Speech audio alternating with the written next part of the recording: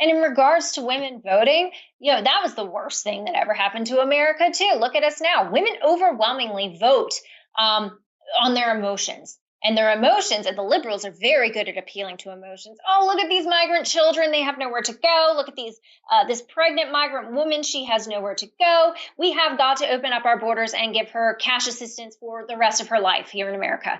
And women vote for that. They vote to have weapons taken away, our Second Amendment rights taken away. This is Lauren Witzke, Delaware's 2020 GOP nominee for U.S. Senate, and now unsolicited political voice, thinking she's got her finger on the pulse of female voters this year.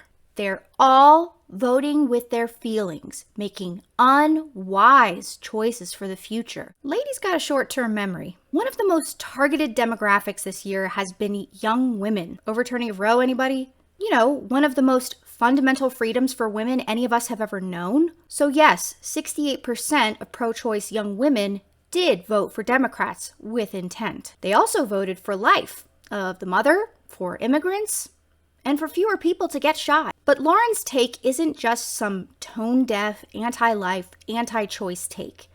She's conflating voting for humanity with voting for the erosion of our national strength and societal progress.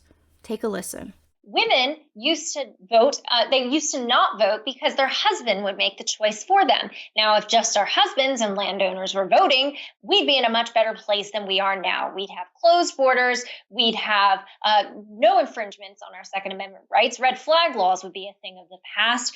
And we as women wouldn't be, have such authority and power over who gets into elected office because we don't deserve it. The way that women vote, it's been terrible. I'm apologizing as a female voter for the rest of my fellow female voters because they are voting our country away. Real girl support girls energy there, Lauren. She's literally blaming women for issues that men haven't been willing to solve for centuries. And the language she used, like, if just husbands and landowners were voting, we, women, don't deserve authority and power over who gets elected. Isn't this the ideology we fought against in Afghanistan? Well, it turns out since women have been getting louder about their rights and younger generations are leaning more democratic, right-wing media are in turn getting louder about where women should know their place. But once women get married, they vote Republican.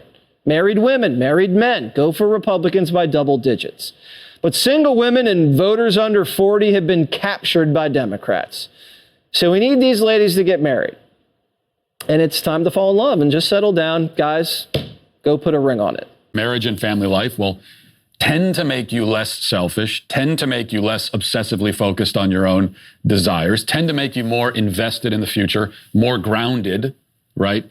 In a word, more conservative. Selfish, shallow people will naturally find leftism more appealing, and they're also more susceptible to manipulation. This is a direct attack on the family, is what it is. And a lot of these young girls haven't experienced what a strong, stable family looks like. They haven't experienced a strong, stable relationship. It's a great example of how societal hollowing out of institutions has created entire new voter blocks who are greatly enthralled with the power of government. So, ladies, quit being selfish, unhappy all the time, and caring only about your future, because your little feminist uprising is getting in the way of the natural order of things, like men in Congress beefing up our defense budget and starting wars for banana measuring contests with dictators and insufficiently US-centric governments, so you can have the illusory freedom to fulfill your womanly duties for your man when he gets home from his busy day, price gouging the working class or keeping mum at the precinct about the detained black man his partner stun-gunned and kicked.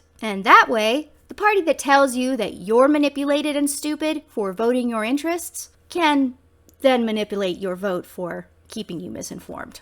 Republicans want to shame single women into getting married ultimately for political gain. So women can either go vote Republican as their husbands want them to, or have less time to vote Democrat because they're taking care of the children. The institution of marriage, folks, is not broken. That's a lie that the Republicans are telling you. They're just mad that they didn't sweep the midterms. And so, to all the single ladies, your your right to vote or who you vote for should not be dictated by your relationship choices. Ignore the holier than thous and keep the hope for a better tomorrow for women. And let me know in the comments about stories you want covered. I'll see you next time.